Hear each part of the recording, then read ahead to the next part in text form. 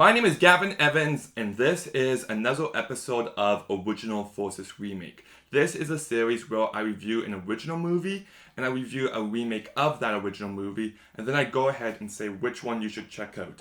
And this time, I'm going to go ahead and talk about the two Don't Be Afraid of the Dark movies, the 1973 one and the 2011 one.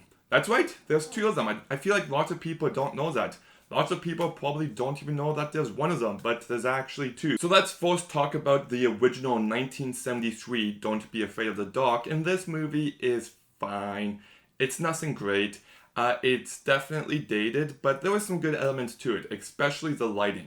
I love the way this movie looks. The use of the lighting throughout, especially the green lighting, I think just gives this movie a unique visual style to it. And I just love green lighting in horror movies, whether it's Beetlejuice or Corpse Bride or whatever movie it may be in. I just think it gives movies some very haunting atmosphere, and this movie is atmospheric, so it succeeds on that. And I love the way the creatures look in this movie. It's clearly a combination of costumes and maybe makeup. And because of that, they kind of look like Oompa Loompas a little bit, but I do love the fact that they actually used practical effects behind it, and especially how they shot them to scale, about how there's people in these costumes and they have like this giant bookcase behind them. So in the movie, it just looks like these small creatures in front of a normal bookcase, but in real life, it's actually normal-sized humans in front of a giant bookcase. So I love it when movies do stuff like that. There was an element to the plot where the wife is seeing these things and the husband doesn't believe her. And I know it's a trope we've seen done a billion times by this point, but it's still effective here. You still feel helpless for the main character, and it does keep you engaged throughout. But all that said, there's nothing about this movie that's going to stay with you. It's very dated, it's not really scary, there's nothing overly memorable about the plot or the lore here. For the most part, it's a movie you could probably watch once and be done with. It's not one I plan to revisit. So I'm going to go ahead and give the original Don't Be Afraid of the Dark a 5.5 out of 10. And let's talk about the 2011 remake, a movie that a lot of people really hate. And I've always defended this movie. I've always loved it, and I still love it to this day. Now, I will say this movie came out back in 2011, and at that point, I hadn't seen any horror movies in theaters. So remember, I was just like, okay, this is going to be the first horror movie I see in theaters. So I went to the theater, I bought my ticket, I was just like, I'm going to go ahead and see this.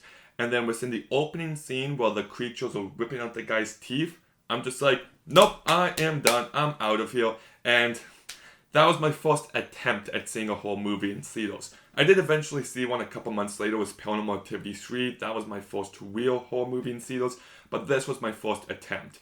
But I've watched this movie since then, and I just really love this movie.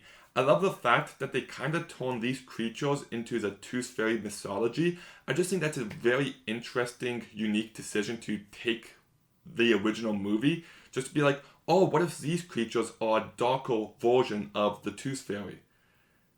Like, it's just such an out there idea, but I love it. I think it's a really great idea that allows this movie to stand out. And, that way there's always that angle that they want teeth. And, people getting the teeth pulled out is just something that horrifies all of us. I think this movie has some incredible atmosphere to it. Just the way it looks and it feels throughout. It feels like you're in this giant mansion with these characters. And it feels like every creak that you hear could be these little creatures. So it constantly keeps you on edge. And I do love the addition of the daughter. In fact, I think it really benefits this story. I really do. Because instead of the wife being like, oh, I saw all these creatures, and the husband not believing her, you do get an element there where the husband's kind of by default a dick. Like, you understand why he doesn't believe her, but at the same time, you still want the husband to be there for her. So to make it so the little girl sees these creatures and the father doesn't believe her, but there's a stepmom who's trying to prove herself to the daughter, who's helping her out through it, who wants to believe her and wants to help her. It's such a small addition to this story, but I think it's one that makes a huge difference because now there's more of an emotional core to the story. We want people to believe the little girl, and now there's a stepmom trying to build a relationship with her. So it just adds some new layers to the story that I think really works. That said, sometimes you just really hate the dad. You're just like, oh, you're being such a dick right now. Oh, and sometimes you just get a bit too frustrated at him, but that's meant to be how you feel. So I'm totally okay with it. There's some really brutal kills in this movie, like when that one gardener dude is getting killed, like, it doesn't hold back on the blood.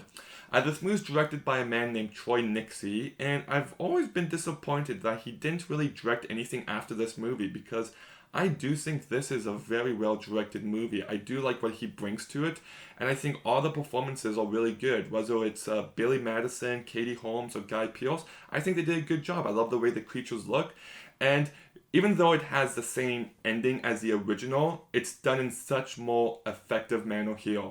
Just that scene of Katie Holmes in the little,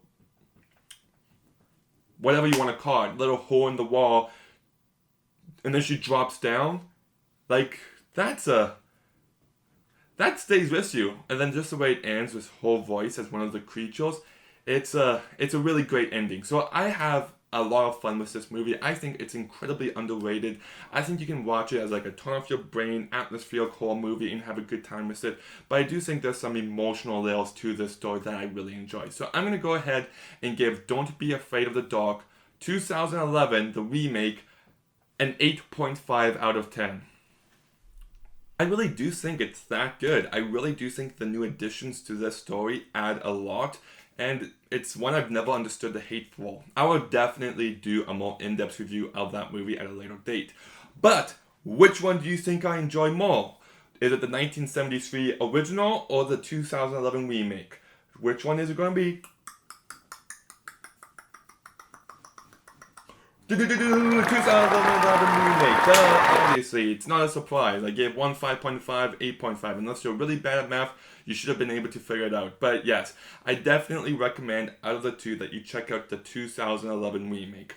But have you seen the two Don't Be Afraid of the Dark movies? What do you think about them? Which one do you prefer? Let me know in the comments down below. Make sure you like, make sure you comment, make sure you subscribe. Stay tuned for some more videos soon, and Gavin out.